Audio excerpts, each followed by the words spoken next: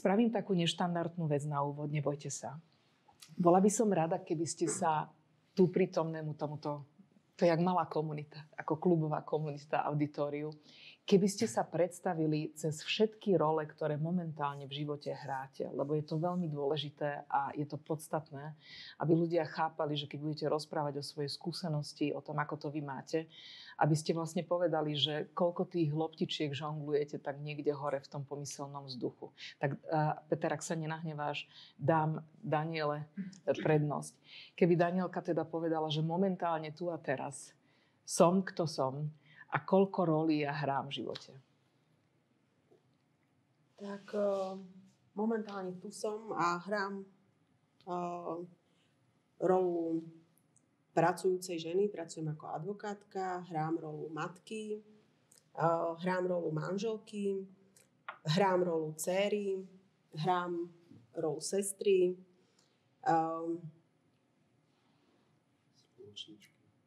spoločníčky vo firme, áno?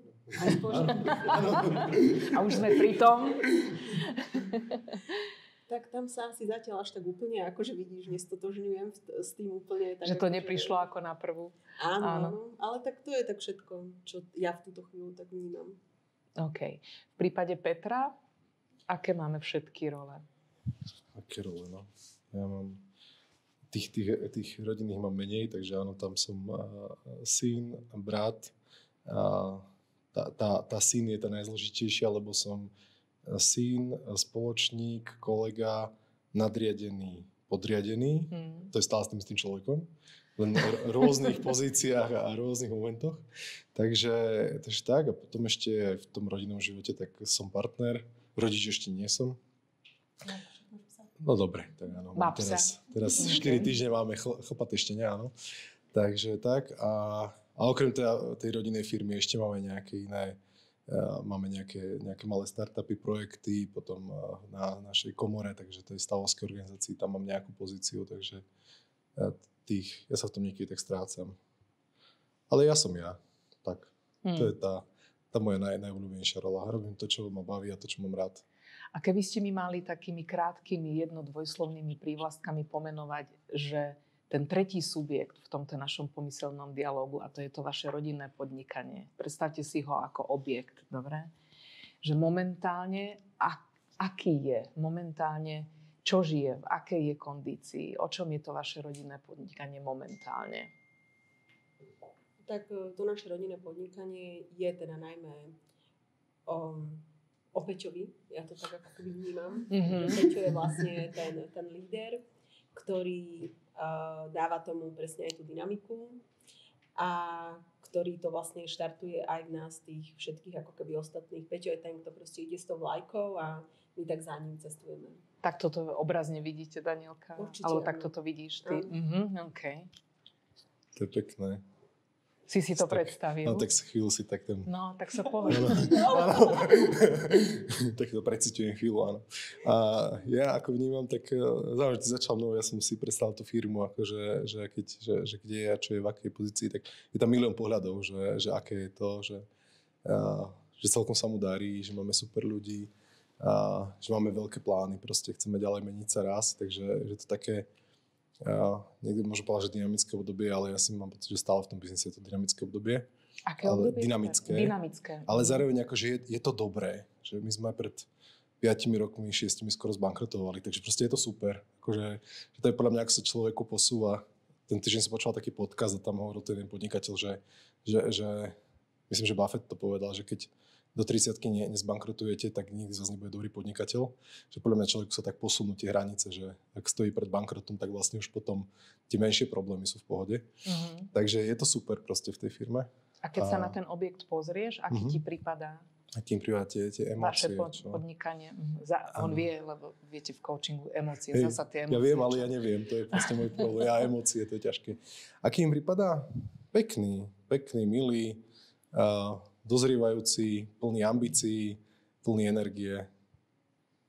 Je to super. Ja milujem našu firmu. Takže... Keby ste takou biznisovou rétorikou mali popísať, Peťo, váš biznis, tak len skrátke pre objasnenie všetkých, ktorí nás počúvajú a ktorí sú aj tu prítomní v sále, keby si povedal niekoľkými vetami teda, že o čom je váš biznis. Tak v podstate náš biznis je, Petramed je primárne zubná klinika. Menšiu časť biznisu, 10% dnes ako tej hlavnej firmy tvorí zubná technika, to je zubná klinika, to je, všetci asi poznáte, boli ste v zubnej ambulancii štatisticky, a zubná technika, to sú zase tí ľudia, čo vyrábajú tie umelé zuby, tie protézy, tie korunky a podobne. Takže to je náš biznis, plus máme nejaké malé startupiky okolo toho. Stále sa to točí okolo zubov alebo slúžia pre zubné kliniky. No a máme cirka 50 ľudí, ktorí u nás pracujú. Tento rok oslavujeme 30 rokov v novembri. 30 rokov, áno. Takže, v podstate ten biznis je už dospelý objekt. Je dospelý objekt a práve presne veľa riešime to, aby sa dožil ďalších 30 alebo 130, to uvidíme. No a ročný obrat, minulý rok sme skončili necelých 2 miliónov, tento rok skončíme nejakých 2,3 milióna. No a sme lokálna firma, vlastne máme pobočky, sme v jednom meste v Čadci a robíme nejakú širokú škálu stomatologických služieb, to znamená, že v podstate čokoľvek tej stomatológii nejaké špecializované potrebujete s výnimkou ošetrenia v celkovej anestézie, tak u nás sa dá nájsť. A sme teda rodinná firma, založil ju náš otec pred tými 30 rokmi, kde začal s jednou ambulanciou. Ktorý je zubár. Ktorý je zubný lekár, áno. A ja som tiež teda vyštudoval zubné lekárstvo, ale som nikdy nezačal praktizovať, som sa začal venovať vlastnému biznisu. A Daniela teda vyštudovala právo. A dnes sme všetci traja spoločníkmi v rodinnom holdingu, kde máme nejako rozdelené tie naše podiely. Takže tak v skratke tie parametre toho biznisu. Možno pre ozrejmenie veci, lebo to ľuďom bude chýbať v skladačke, keby ste mi povedali v skratke, že nepočujem tam mamu v tom príbehu. Tak mama sa do akej miery a ako podielala na budovaní toho biznisu a či vôbec, alebo len vytvárala tú záchytnú podpornú sieť pre vás všetkých. Áno, v podstate mama nikdy aktívne v tom biznise nepôsobila. By som skôr povedal, že bola taký ten podporný element pre otca a pre tú rodinu. Ona mala svoju kariéru, ale v štátnej správe, alebo teda v verejnej inštitúcii nejakej. Takže ani nemala na to nejakú energiu a čas. A v zásade už je niekoľko rokov na dôchodku a má nejaké zdravotné problémy, takže ona vlastne sa ani dnes nejako aktívne do týchto vecí nezapája a podobne. Ja som celku zámerne zvolila túto taktiku predstavenie sa cez role a vydefinovanie toho rodinného podnikania ako nejakej tretej entity, ako nejakého objektu. V tomto tej symbolike je veľmi veľa kľúčenie k tomu, ako sa k rodinnému podnikaniu postaviť skutočne optimálne alebo zdravo. Jedna z tých kľúčeniek hovorí, že človek by mal v každej životnej situácii, bez ohľadu na to, čo si od neho situácia pýta, uvedomiť, že ja nie som moje podnikanie a moje podnikanie nie je ja.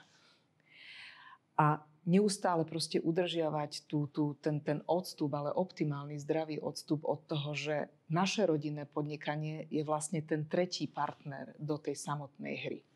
A toto odlúpenie sa od toho, že tá rodinná firma sme my, ale vlastne nie sme my, vám vytvára psychologicky veľmi dôležitý zdravý priestor na to, aby ste vedeli objektívne nazerať na veci, ktoré sa v tom rodinnom biznise vôbec dejú.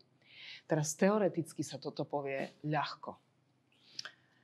Priemerne inteligentný človek by toto bez problémov základnou úvahou dal tiež. V praxi robiť toto odlúpnutie sa, oddelenie si a neustále pripomenutie si toho, že biznis nie som ja a ja nie som môj biznis, je oveľa náročnejšie. Otázka na vás je, že či ste vy vo svojom živote počas tej dlhej etapy toho, keď ste videli, ako ten biznis rástol de facto pomaly s vami, že či vy ste tieto odstúpenia, odlúpenia sa od toho biznisu, oddelenie tých identít rodinného biznisu a vás samotných riešili.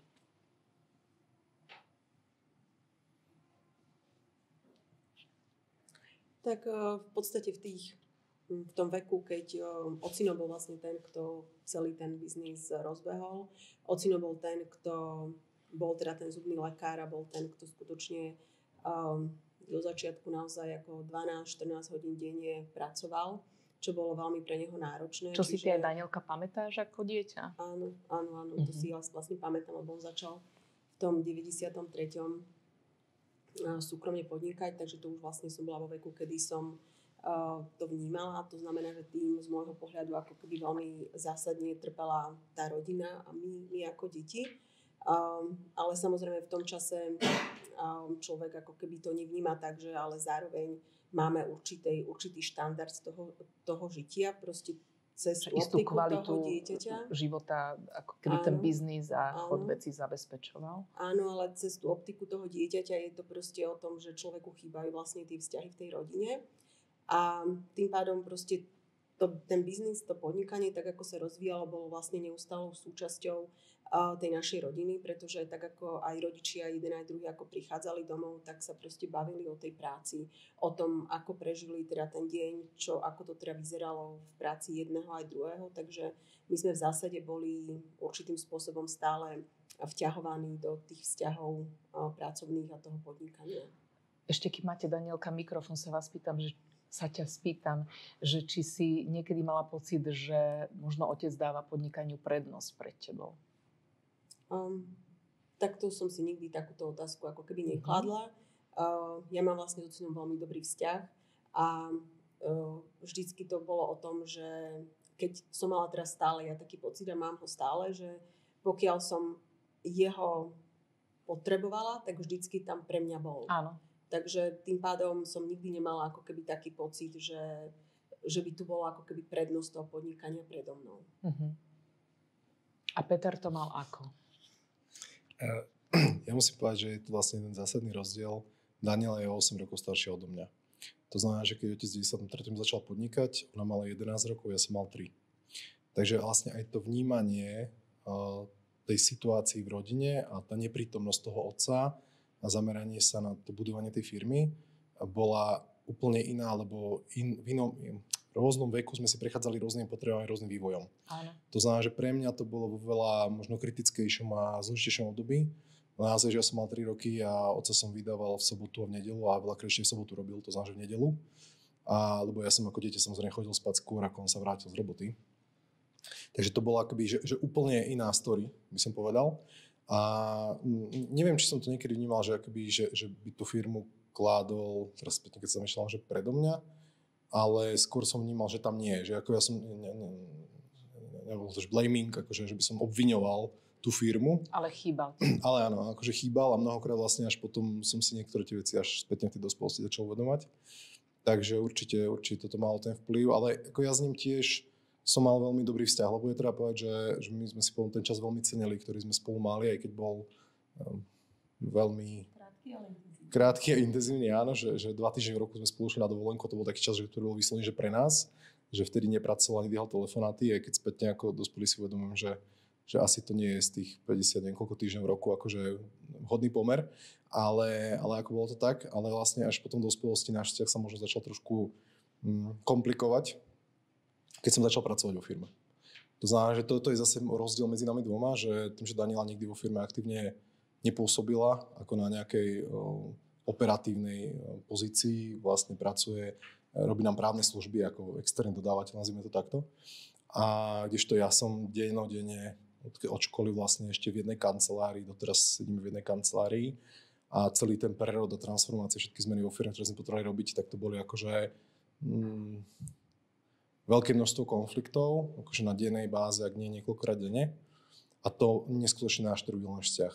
To znamená, že tá transformácia firmy, ktorú bolo treba urobiť po stránke procesnej, kvalitatívnej, hodnotovej, ekonomickej, akože v každej v podstate stránke, tak tie konflikty, ktoré sme mali, lebo sme tú zmenu chceli robiť, alebo teda sme sa chceli zhodnúť na tej zmene nejakým spôsobom, tak ten náš vzťah potom narušili. Takže akoby ja nevnímam, že ten vzťah bol narušený možno z toho detstva, áno, ako až potom vlastne v tejto dospelosti. A teraz sa snažíme možno v poslednom období zase si tak viac nájsť cestu k sebe, aj keď musím povedať, že už ten vzťah nebude taký. Že ja dnes, ja viem, ako mám zvedomené, že proste nám sa niečo podarilo, tú firmu sme niekam dostali, ale viem, aká cena to bola. Jedna z časť tej ceny, ktorú som ja zaplatil, bol vzťah s mojím otcom, ktorý bol 10 rokov akože dozadu neskutočne lepší ako dnes. Takže tak. Teraz si dovolím zovšeobecniť, nedovolím si komentovať, lebo nežila som to, čo ste žili vy, ale zovšeobecniť niekoľko vecí, ktoré v tom, čo Peter hovoril, sa vlastne nachádzajú, len ich znova tak rozklúčujem. Prvá vec je, že rodina ako taká ako celok, ako nejaký systém živý, vzťahový systém, funguje zásadne podľa iných princípov, ako funguje systém biznisu. V každej zdravej rodine sú vzťahy nepodmienené. To znamená, že sme tam pre naše deti, pretože to tak cítime, že chceme, a aj preto, lebo do istého veku by tie naše deti bez našej výdatnej starostlivosti a podpory jednoducho neprežili. V rodine je a mala by byť láska nepodmienečná. Svoje dieťa máte rád alebo rada a ľúbite ho, aj keď je možno nie podľa vašich očakávaní presne, aj keď si vyberie, iný svetonázor, aj keď si vyberie nejakú inú životnú púť. V rodine si pozornosť a väzbu a lásku netreba zaslúžiť. V rodine by mala byť. Niekedy sa hovorí o rodine, že to je ako taký pokojný prístav, do ktorého sa vždy môžete vrátiť, alebo jaskyňa, kde viete, že vás nikto nebude súdiť a kde budete vždy a za každých okolností v akomkoľvek stave a štádiu prijatí. Dynamika rodinného vzťahu je aj vysoko recipročná. Tam doslova pozornosť a láska rôznymi formami a v rozličných etapách väčšinou v optimálnej zdravej rodine tečie bez ohľadu na to, že či je zlá doba, dobrá doba. Jednoducho v tej dynamike ide ako také turbo, že sa vyvíja a živí navzájom. Na druhej strane musím povedať, že najmä z toho, čo Peter povedal, a to sú tie veľmi náročné 90. roky.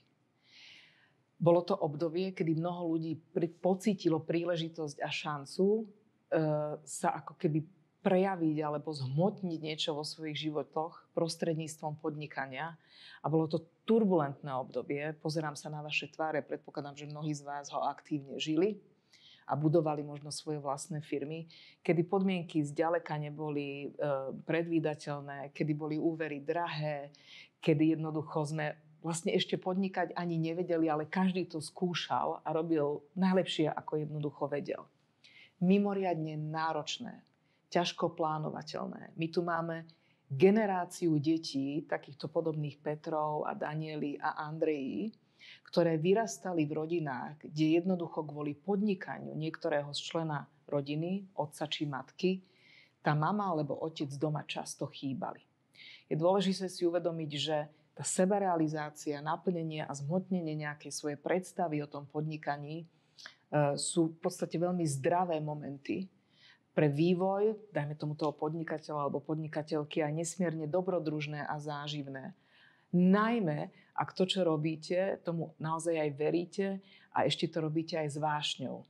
Potom, často sa o tom aj bavíme, však Peter, že potom ľahko sklzneme do toho, že ťaháme tie 10 hodinovky, 12 hodinovky, 14 hodinovky, lebo proste v tom, čo robíme, máme skutočný záujem a ešte aj vášeň.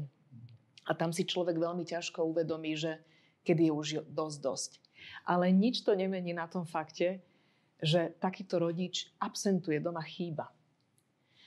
A ak my čakáme takým tým racionálnym mozgom, že ale však inak sa nedalo, alebo bola ťažká doba, alebo moje podnikanie ma potrebovalo, že toto vysvetlíme svojim deťom, popravde teraz bude veľmi rázne a jednoznačné, čo poviem, myslím si, že je to nevysvetliteľné. Pretože v optimálnej zdravej rodine má každé dieťa nárok na pozornosť a lásku svojho vlastného rodiča. A tá sa, prosím pekne, nedá robiť dištančne. Potrebuje tú prítomnosť, potrebuje tú spätnú väzbu, potrebuje tú reakciu, potrebuje napozorovať vzorce správania toho otca alebo tej mamy do veľmi vysokého veku. My v coachingu vieme, že taký charakter človeka sa kreše zhruba do 6-7 rokov života každého z nás. Zhruba do 3 rokov veľmi pekne a dôležito potrebujeme opatrovníka, ideálne keď je to mama alebo otec, ale niekoho, kto je nám neustále k dispozícii, lebo v tom veku skutočne bez týchto ľudí neprežijeme. Ak tam opatrovník, mamka či otec z nejakého dôvodu chýbajú, dieťa stráda. A začína si vytvárať obraz o svete, ktorý hovorí veľakrát napríklad o tom, z praxe poviem, nikto mi nerozumie, alebo ma nechápu, kto ja vlastne som. dospelý jedinec, to vyrastané dieťa mi už takto o tom rozpráva v rámci našich sedení. Alebo som pochopila, že vlastne na všetko som úplne sám a že sa môžem spoliehať len na seba. Alebo začína tá reaktivita sa prejavovať formou takou, že ja v mojom živote to spravím úplne inak, ako to robila moja mama alebo môj otec. Že začíname ako keby pracovať na tom, aby sme žili v úplnom protipóle toho, čo sme zažívali doma. Neviem, či mi rozumiete, naznačte mi, čo hovorím. Jednoducho vedome sa snažíme robiť veci tak, aby sme nezažívali tú bolesť a to strádanie. A teraz ja nechcem z rodičov robiť nejakých páchateľov, lebo ja skutočne som presvedčená o tom, že zdravý jedinec rodičuje najlepšie, ako vie. A ja absolútne rozumiem tomu, že aj podnikateľ, ktorý berie svoje podnikanie vážne a zasadí sa o to, aby bolo úspešné, to robí najlepšie, ako vie. Ale nezakrývajme si zrak pred tým, že keď sme tam neboli a boli sme potrební, že to neubližovalo, lebo možno aj áno. Že keď sme sa snažili to nahradiť rôznymi formami, darčekmi, dovolenkami, pozornosťami, človek má rôzne mechanizmy toho, ako proste urobiť druhému dobre, tak nie vždy to muselo zabrať. A že s týmto faktom jednoducho treba rátať a už je navždy vtesaný do tej rodinnej histórie. Ideálne je to prežívať s plným uvedomením, ale bez pocitu buď obete, alebo niekoho, kto to spôsobil. Nenaťahujte si na seba tú pomyselnú kazajku toho, že som vinný v tomto celom, alebo ja som to celé spôsobila. Nemá to význam. Každé dieťa sa so stavom takým, aký je v rodine, určite časom vysporiadá. Ale je dôležité uvedomiť si, že veľa z reakcií, veľa zo spätnej väzby, veľa toho, čo mu povie to dieťa potom neskôr v rodinnom podnikaní, áno alebo nie, má niekde tam v predpolí toho, že ako dospel k tomu názoru, k tomu rozhodnutiu, určite zapísané to, ako sa ako dieťa počas môjho podnikania ona alebo on cítili. Páči sa. Ja by som k tomu len tak prakticky mi napadla taká paralela, že veľakrát chodíme na tieto eventy alebo rozprávame sa aj s ľuďmi, ktorí pracujú s rodinnými firmami, takže sa veľakrát vyskytuje, že tá druhá generácia nemá záujem o ten biznis. A ja poviem takú paralelu z našej rodiny, lebo vlastne náš otec je 4 bratia, všetci skončili lekárskú fakultu a teraz ešte aj niektorých partnerky a manželky tiež. A z tej ďalšej generácie, to znamená, že nás bolo 7 vnúčat, alebo 9, alebo koľko.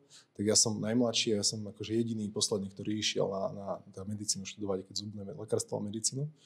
A napríklad pekne sesternica naša, to pekne definovala, vlastne oni žijú v Prahe a obidvaja pôsobia aj na akademickej pôde a niekedy mali, že sa iba raz týždenne stretli na večeru, lebo služby, viete, lekári, proste to je život akože hrozný, obidvaja ešte prednášali, cestovali a tak. A ona povedala, že takýto život určite nechce, že ona proste medicínu študovať nepôjde. A to je presne ako taký praktický príkaz toho, čo Andrea hovorí, že jednoducho, ak to doma vidím, tak možno nechcem. A to je napríklad aj pre mňa, že ja som si nevybral tú klinickú dráhu, len ten biznis, lebo som nechcel mať 2 full-time joby. Nechcel som proste byť aj špičkový lekár, čo si vyžaduje proste množstvo praxe, vzdelávania, štúdia, zlepšovania a ešte aj dobrý podnikateľ, manažer. A to som nevedel vystrihnúť, lebo lekára stále môžeme zamestnať, ale nemôžem zamestnať majiteľa firmy. To znamená, že som si vybral proste to, čo... a našťastie ma to baví, to je, ale vlastne to stále musím robiť. A to je možno práve aj tá averzia niekedy v tých rodinných firmách, že keď toto vidíme, tak potom práve naopak to nechceme ďalej. A je to zvláštna dynamika, často to napríklad aj páry, ktoré spolu podnikajú. Máme tu takých ľudí, ktorí spolu ako manželia alebo partneri podnikajú. Len mi naznačne, nebojte sa, nič sa vás nebudem pýtať. Tak trocha sa prihovorím aj vám. To odlúpnutie sa, to oddelenie tých rolí je mimoriadne náročné, lebo to vyžaduje vaše akože vedomé narábanie s tými situáciami. To znamená, že niekedy je dobre vyčistiť si doma komunikačné pole a možno si ozrejmiť alebo sa spýtať jeden druhého, že teraz so mnou hovoríš ako môj biznis partner, alebo teraz so mnou hovoríš ako môj manžel. Rozumiete mi? Pretože tie zdvojenia a strojenia spôsobujú obrovský chaos. Vy sa tak s plným porozumením, asi ste sa v tom našli? My sa hľadáme v tých rôznych ešte rolách v tomto smere. ale sme v podstate ako keby tak dospeli k názoru, že tá otvorená komunikácia a taká úprimná je asi najdôležitejšia v každej z týchto rolí. A keď to tak ako keby zvládneme v každej role úprimne spolu komunikovať, tak na jednej strane to vieme aj prepojiť. Áno. A na druhej strane zároveň vieme potom aj lepšie odseparovať, že v akej tej pozícii ako keby sa momentálne nachádzame. Niekedy dokonca existujú aj také pomôcky. Ja ich volám, že to sú také vzťahové, memotechnické pomôcky, že majú takíto ľudia, ktorí aj spolu podnikajú, aj spolu žijú, že dané časové úseky alebo priestory, kde jednoducho sa, dajme tomu, o tom podnikaní, biznise buď rozpráva alebo nerozpráva. Že kuchyňa, dajme tomu, je sväté miesto. Tu o tom biznise mlčíme, lebo toto je rodinné hniezdo. Alebo v aute, alebo keď sa ide na dovolenku, že buď jeden alebo druhý dáva stále pozor, aby sa tie svety zbytočne nemiešali, lebo potom spôsobujú naozaj nenaplnené očakávania a veľa chaosu, chaotickej komunikácie. A udržať takú tú rídzosť a čistotu tohto nesmierne napomáha tomu, aby ste, lebo však aj bežný život má neuveriteľné množstvo zádrhelov a konfliktov, aby ste vedeli tie eskapády toho, keď to nie je ľahké, celkom akože ľahko prejsť tým vyčistením tých rolí. A dávam to aj istú mieru slobody. Pretože ako biznis partnerka svojho otca alebo svojho muža si ja môžem dovoliť povedať veci, keď v tej roli som, ktoré by som si nikdy ako matka jeho detí alebo manželka dovoliť nemala a nemohla.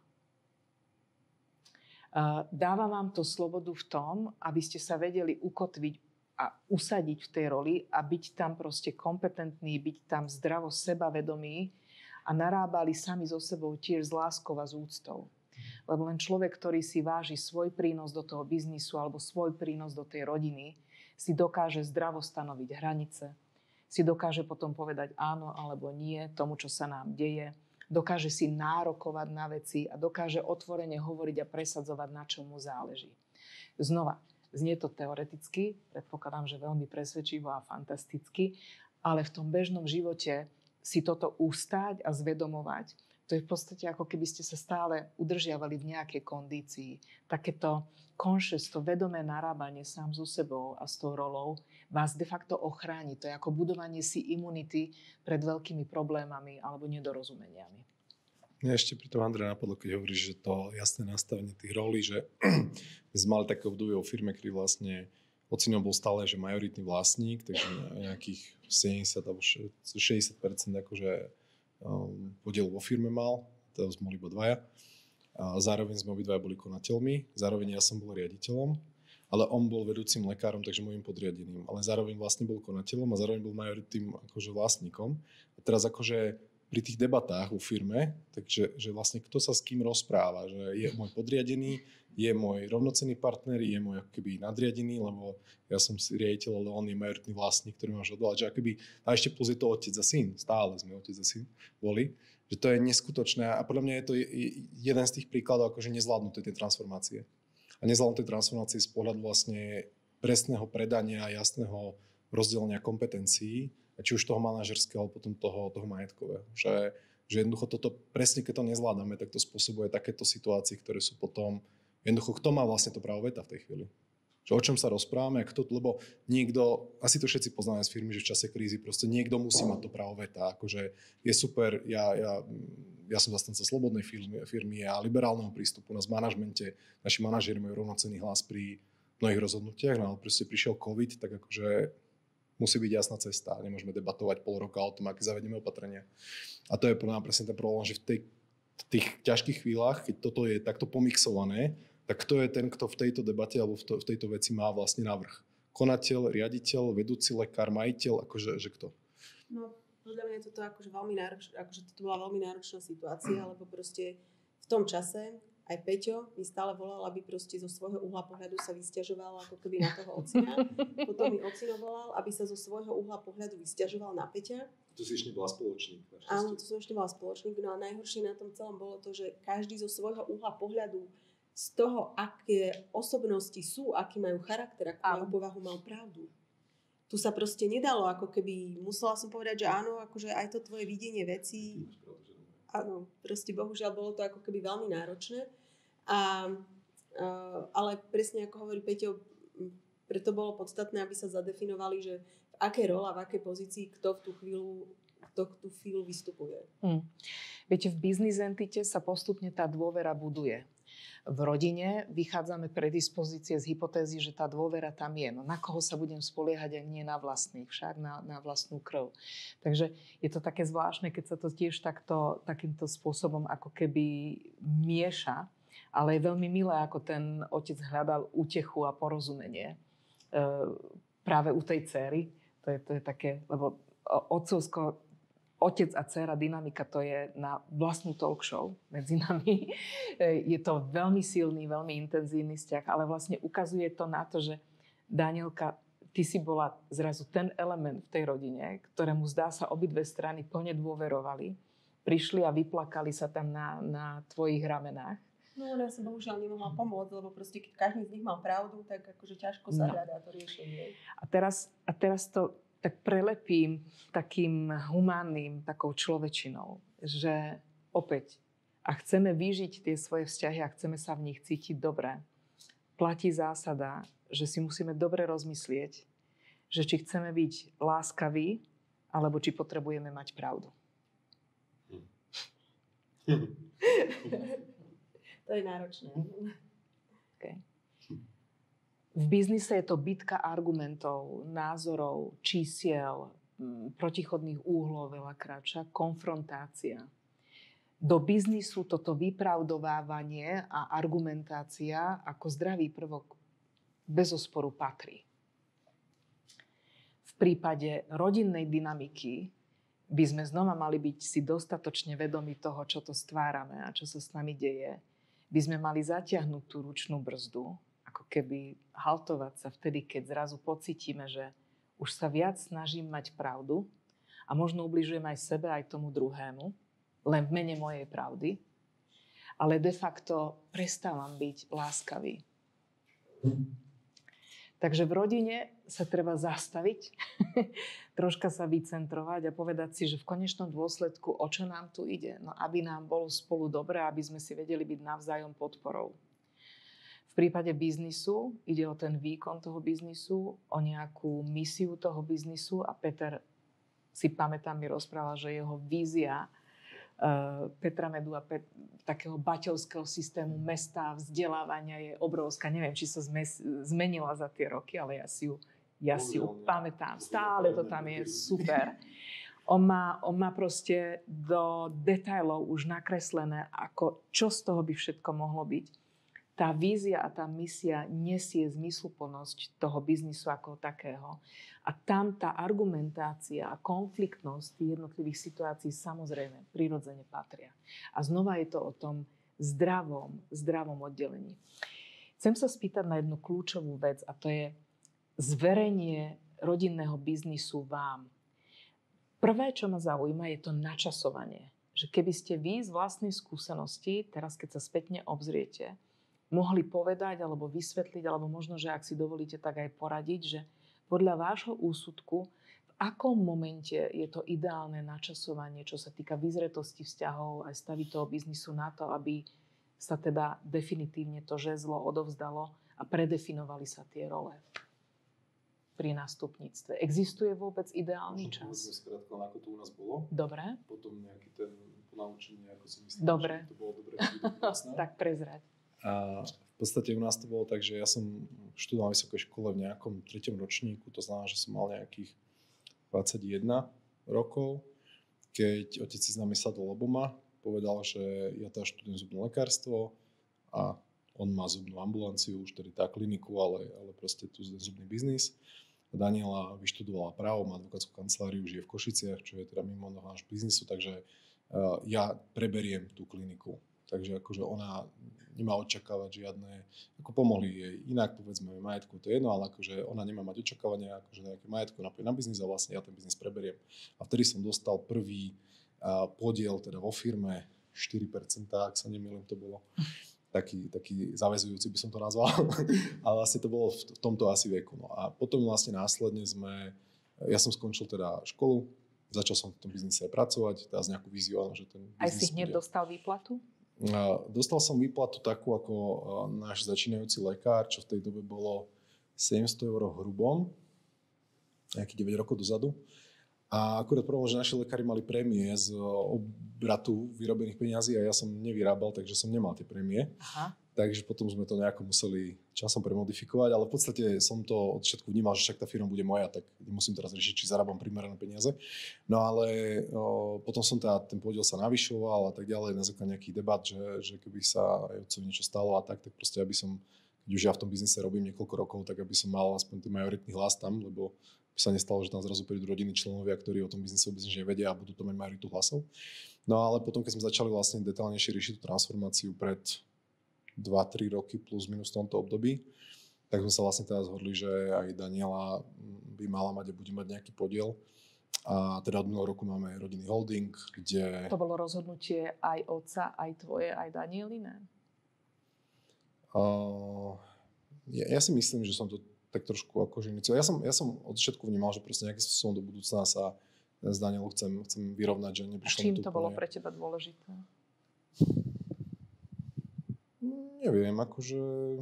Tak mi to prišlo proste, že fér by to bolo, že neviem, máme veľmi dobrý vzťah, akože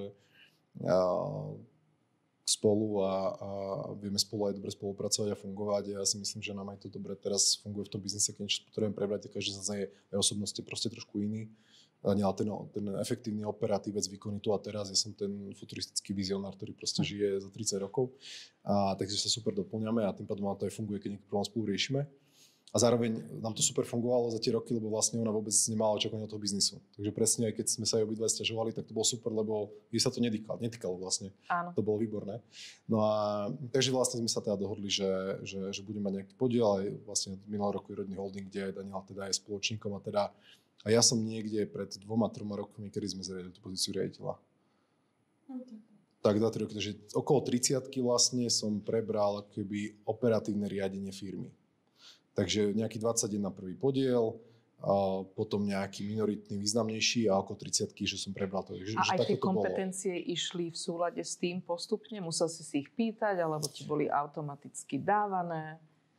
Si ich urval. Urval si? Áno, to je asi správne, ja som si ich urval. Respektíve, ja som ich urvával nielenže sebe, ale ja som ich urvával od otca. A my sme kreovali aj manažment popri tom. My sme vlastne nemali 60 ľudí vo firme, my sme nemali vyšší a stredný manažment. Akože, že to proste už to bolo také akože náročné. Takže ja som postupne urvával tie kompetencie otcovi. A personalistka, alebo HR manažerka, potom prevádzkový manažer. Proste ja tak sme toto nejak akože, že toto a samozrejme nejaké pre seba. Ale mňa sa to aj tak prirodzene vyvinulo, lebo ja, keď som mal tie finančné problémy, tak som sa začal na tej ekonomike a plus ja som stratég aj osobnostne, takže mne toto proste išlo prirodzene. A ocino je srdcom lekár. On vlastne akože tie strategické veci, on je naozaj lekár, akože on proste je môj najlepší na tej ambulancii. A takže áno, som si ich urvával a až tak nejak sme sa proste k tomu dostali, ale tam sme to spoločne definovali, kompetencie toho riaditeľa, čo majiteľia budú rozhodovať a tak ďalej, ale akoby, že toto bol ten priebeh a u nás to vôbec, ten driving aj tej generačnej výmeny neprichádzal od tej prvej generácie. Akože, a to teraz nehovorím negatívne, proste len konštatujem, ako to je. A že tá druhá generácia, teraz to tak odosobňujem od nás, že tá druhá generácia driveovala, aj teraz drivuje vlastne či už rodinnú ústavu, holding, rozdiel. My musíme teraz rozdeliť firmu na 3 firmy. Čakáme do budúceho roka vlastne kvôli tomu, že to bude možné sa niečo legislatívne mení. Takže akoby od nás je ten drive, lebo si uvedomujeme tú potrebu to upratať a uvažujeme aj v nejakom tom horizonte. Takže takto teda bolo u nás, ale potom tá odpoveď... Ten optimálny timing, to načasovanie, aké sa vám javí? To je tak, ako sme to vlastne tej rodinnej ústavu zadefinovali. V podstate vzhľadom na to, že u nás to bolo skôr také ako keby živelné a skôr to vždycky ako keby reagovalo aj na tie potreby v tej firme. To znamená, že povedzme aj tie finančné problémy automaticky so sebou niesli potrebu určitej silnejšej koordinácie tých vecí z pohľadu ako keby Peťa. To znamená, že Peťo bol ten iniciátor, ale zároveň ocino bol ten majoritný vlastník a tiež ako keby jeden z dvoch konateľov. A teda tento systém sme vôbec nepovažovali ani do budúcna, ani v tom čase za ideálny. Takže preto v podstate sme sa dohodli, že je veľmi dôležité nastaviť očakávania pre našu generáciu, ale rovnako aj pre všetky ďalšie generácie a vždycky si stanoviť nejaké tie vekové mantinely, ale zároveň aj stanoviť určitú nevyhnutnosť potreby nejakej pripravenosti tej ďalšej generácie na to, aby vôbec to prevzali. Aby mali proste, ja neviem, buď to vzdelanie, alebo tie zručnosti. Áno, to znamená, že nemôžeme vlastne, keď zadefinujeme, že v 30 sa staneš nejakým výkonným orgánom, ale nemôžeme ťa proste teraz zvesiť zo stromu a proste teraz nám tu budeš ako keby robiť ten výkonný orgán. Potrebujeme tohto človeka pripraviť. To znamená, že sme si presne zadefinovali, že od určitého roku veku sa tá ďalšia generácia bude zúčastňovať na nejakých rodinných fórach, kde sa bude minimálne oboznamovať s nejakými výsledkami, kde zároveň tak, aby sa vôbec budovali nejakú takú spolupatričnosť tej ďalšej generácie a vôbec k tomu rodinnému biznisu, ale takým prirodzeným, nenásilným spôsobom. Áno. A potom sme si teraz stanovili, že je potrebné, aby táto osoba, ktorá chce vstúpiť do tých výkonných orgánov, mala minimálne nejakú prax. Čiže sme si povedali, že minimálne 5 rokov v nejakej manažerskej funkcii v nejakej tretej firme, to znamená, že nie u nás. Lebo zase toto sme ako keby vnímali ako veľké negatívum, že vlastne Peťo rovno po skončení školy prichádzal do firmy a v podstate on sa musel všetko učiť u nás vo firme, ale zároveň tá jeho pozícia bola veľmi náročná, pretože on bol syn majiteľa. To znamená, že všetko, čo urobil zle, sa rátalo ako keby na druhu. A zároveň aj tá úprimnosť alebo tá spätná väzba, ktorú by inde dostal od svojich nadriadených, proste tu absolútne absentovala. Áno.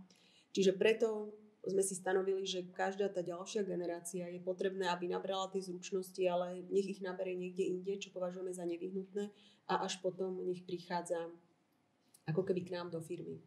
No a tak, ako sme považovali za potrebné zadefinovať tú minimálnu hranicu a teda tú nevyhnutnosť potreby tej pripravenosti.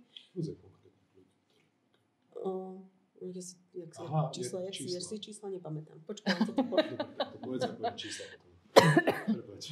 No, tak potom sme vlastne rovnako si povedali, že predsa len ten životný cyklus každého človeka má nejaké tie fázy. Sme smrteľní, prekvapivo. Áno. A preto sme považovali zároveň za potrebné zadefinovať aj, samozrejme po určitom konsenze, aj teraz tou prvou generáciou, že aký bude ten vek, kedy proste tá osoba sama povie, že tak v nejakom veku, sme si povedali proste, že to bude 65 rokov, opúšťam a vzdávam sa všetkých výkonných funkcií. Zase je to preto, aby je to o tom manažmente tých očakávaní, aby každá vrátane nás, aj každá ďalšia generácia vedela, že proste keď má 65, tak proste toto urobíš. My si zadefinovali, že keď budeme mať 70, tak prevádza svoje obchodné podiely na tých ďalších ako keby v tej pokrvnej línii. Čiže vzhľadom na tie alebo teda považovali sme za potrebné aj nezaťahovať každú tú ďalšiu generáciu do nejakého konfliktu, ktorý má teda tá predchádzajúca generácia a aby všetky tieto majetkové aj tie personálne otázky sa vyriešili ešte za života tej predchádzajúcej generácie. Ešte len doplňal som tie čísla. My sme dali, že od 15 rokov začne dieťa prvýkrát chodiť na to rodinné fórum, aby začalo vlastne vnímať, že nejaký biznis máme, možno nejaké parametre, aby sme mali šancu na tom rodinnom fóre ho vzdelávať, kde teda na to rodinnom fóru budú chodiť aj partnery, ale ho trošku vzdelávať a pritiaľ k tomu biznisu, ale až od 25 môže získať podiel. A to je práve preto, lebo aj keď zoberieme už len fyziologicky proste vývoj osobnosti a mozgu, alebo sa pozrieme na nejakú hodnotovú orientáciu človeka, tak jednoducho v 18 akože byť schopný niesť zodpovednosť za spoluvlastníctvo akože a dokonca ovplyvňovať ako chod firmy je asi nie adekvátne, ale rovnako presne preto sme dali tú hornú hranicu. Samozrejme, tí starší členovia tam stále na to rodinné fórum môžu chodiť, majú poradný hlas, ale nechceli sme dosiahnuť, aby sa stalo náhodou to a predsa len tá demografická krivka rodine môže byť rôzna, že členovia, ktorí ktorí majú povedzme nad 70, tak udávajú smerovanie firmy na 10-20 rokov, ale oni tam už nebudú, aby žili ten výsledok. Ale práve, aby prevládol hlas tej generácie, ktorá tam ešte bude. A to sú veľmi ťažké diskuzie, ale na konci veľmi pragmatické. Ako dlho vám to trvalo? Nie, že by to bolo až také akože relevantné, ale že ukážme náročnosť toho procesu, lebo... To konkrétne bol jeden víkend, ale akože trošku dlhšie pripraviť. Nie, akože trvalo to dlhšie. To nie je pravda. V podstate práve preto, že tie témy sú ako keby náročné, tak sme to robili tak nástrelovo. To znamená, že najskôr sme Peťo rád otvára tie témy a Ocino zase rád na ne nereflektuje. Teraz to nie je, tak to môžem povedať. To znamená, že Ocino potrebuje priestor a čas na to, aby si to ako keby premyslel a mojou úlohou je zase manažovať tie naše rodinné stretnutia. To znamená, že a vieme teda, že taký facilitátor, áno, niekto tam, ale de facto aktívne, lebo však podiel Daniela máš aj ty, no. Áno, tak ale snažili sme sa to teda urobiť tak, aby na jednej strane Ocino mal priestor si tie veci premyslieť, lebo predsa len akože on je ten zakladateľ, on je tá prvá generácia a on proste má právo o týchto veciach rozhodovať. Na druhej strane aj on si zároveň uvedomuje, že je potrebné nastaviť tie pravidlá. To znamená, že sme mu stále tak dávali ako keby taký čas a taký priestor na to, aby si tie veci premyslel, ale tento priestor samozrejme nemôže byť neobmedzený. Tým, že tie témy sú náročné a častokrát sa nám ako keby objektívne stávalo, že Ocino vstával teda od stola a odchádzal, tak sme teda dospeli k záveru, že to nie je vec, ktorú proste, alebo teda tie body, ktoré tu boli, že ich nemôžeme vyriešiť za pracovným stolom. Takže sme si proste povedali, že urobíme si taký akože víkend na neutrálnej pôde, že tam proste budeme spať, bude to wellness, tak aby sme vedeli presne striedať akože náročné rokovania s voľnočasovými aktivitami. Mali ste to veľmi dobre premyslené. Mali sme ujsť domov. Áno, toto bolo dôležité, lebo proste predtým sa nám akože stalo, že tu bola zvolená taká úteková taktika. Takže preto sme sa rozhodli to vytiahnuť vlastne úplne niekde mimo. Pripravili sme teda nejaký návrh dokumentu, kde s tými, teda som im ich poslala, aby sa teda oboznámili s tým dokumentom a teda aby nad tými problematickými presne ako keby bodmi porozmýšľali. Takže a teda vyzývala som ich, že očakávam, že budú aktívni a budú pripravení, že teda nie je tak ako obvykle, že ja som si to nestihol prečítať a či je tam niečo, čo som mal ako keby si prečítať. Takže až keď som teda bola uistená, že to čítali, tak vlastne potom sme sa tak akože stretli a vďaka tomu vlastne sme to aj vyriešili počas toho jedného víkendu, lebo Ocino už vlastne nemal kde ujsť. Áno, to znamená, že to bolo proste presne tam, že tam už musel a už zároveň bolo vidieť, že nad tými vecami premýšľal. Mal na to je priestor, to je druhá vec. Áno, už lebo proste to už bolo na papieri a už to bolo proste len o tom, aby sme sa bavili o nejakých konkrétnych veciach. Ale už aj on už nereagoval ako keby nejako rozrušenie tým, že už mal predtým čas ako keby tie veci spracovať. Áno, toto bolo ako keby najväčší ten problém, že kým on tie veci ako keby sám sebe spracoval, tak sa s nimi vysporiadal. Ja by som ešte možno na to tak nastrojil tebe, Andrea, lebo to je presne akože tvoja oblasť, ale neviem, nakoľko vy sa v tých svojich tímoch, a teraz ten tím, či zoberiem tým majiteľský alebo ten manažerský, venujete typológii a osobnostiam a nejakému akože spoznávaniu či už sami seba alebo aj tých ľudí okolo. Ale za mňa tu je to extrémne dôležité, lebo presne napríklad ja som analytický, fakticky viac racionálny typ pri týchto debatách a Ocino je zase akože že emočný. On si to potrebuje ani nie, že premyslieť, ale on si to potrebuje precítiť. A to sa nedá urobiť hneď. Ja keď dostanem vstupy argumenty, ja proste ich vyhodnotím a ja názor zmením. Akože, lebo tak mi funguje ten mozog, ale nie každému z nás ten mozog tak funguje a každý to máme inak. Takže máme aj rôzny temperament, rôzne silné stránky, proste rôzne to ego a rôzne časti osobnosti. To hovorím, že to tak, Andrea by o tom asi mohla tu rozprávať ešte do zajtra. A to je podľa mňa extrémne dôležité sa spoznať, navnímať to a začať navnímať tých ľudí okolo seba a v tom rodinnom podnikaní akože extrémne. A my napríklad s otcom ako dlho máme už obidva urobeného Gallupové silné stránky, teraz si vlastne Daniela bude robiť.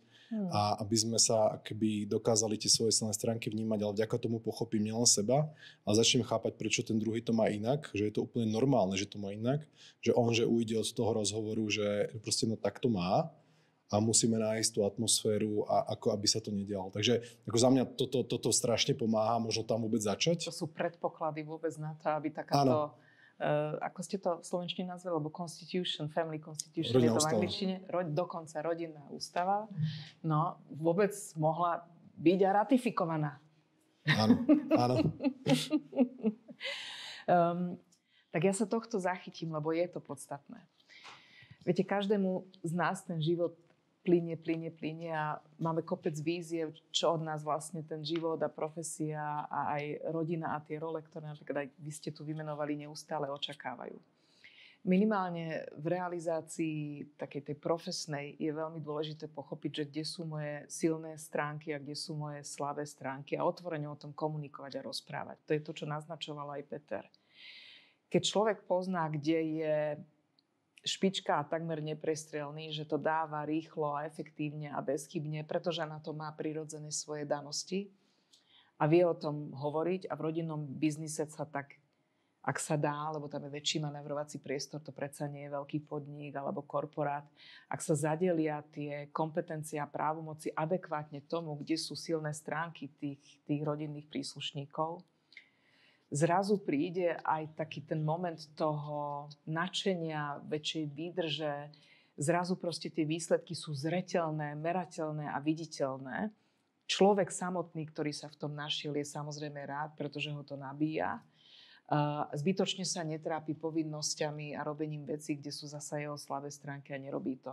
A pestuje to, kultivuje to rozpoznanie aj toho, že kde konec koncov je aj silná a slabá stránka toho rodinného biznisu ako takého.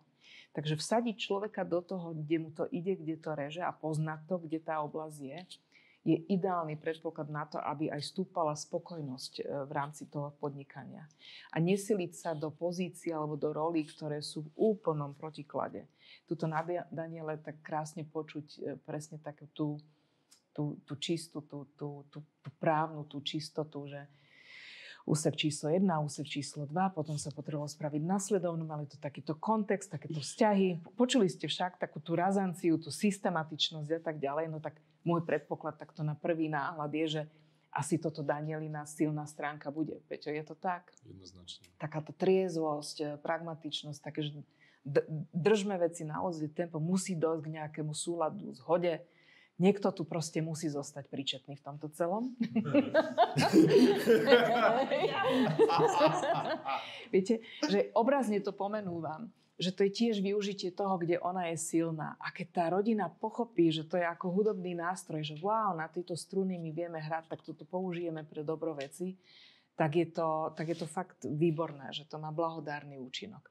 A možno posledná vec, ktorú by som chcela priniesť do toho je, že nezabúdajte prosím vždy na to, že čo je to ESO v rukáve, že o čo sa v tých jednotlivých planetárnych systémoch biznis, rodina vlastne hrá. Myslím si, že rodina ako taká by nikdy nemala obetovať nič a nikoho kvôli narušeniu harmónie. Že tam tie vzťahy majú byť vyživujúce, prajné a v súlade a mala by sa tá rodinná pohoda, to bezpečie, tá spokojnosť, tá harmónia neustále udržiavať a kultivovať.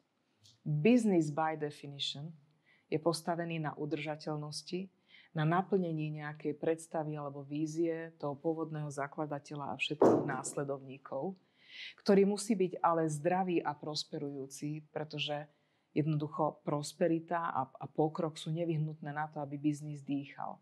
Tam sú karty rozdané inak a tam udržateľnosť a vlastne ziskovosť, akože že mám vstupenku do deja, prežívam na tom trhu a ten trh si je ochotný ma za niečo platiť, sú zasa to ESO v rukáve, ten najvyšší princíp. A nikdy tí aktéri, či už jedného ekosystému alebo druhého, by na toto nemali zabúdať. A nikdy by nemali ani tú životaschopnosť toho biznisu, udržateľnosť, ale ani tú harmóniu pre nič a nikoho obetovať.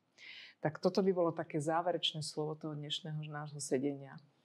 Ďakujem vám veľmi pekne za to, že ste tak veľmi otvorene pozierali, ako ste to urobili vy. Podľa mňa je tam ešte veľa zaujímavých vecí, ktoré by stálo pootvárať. Veľmi pekne vám ďakujem za vašu pozornosť. Čo vám zaželám?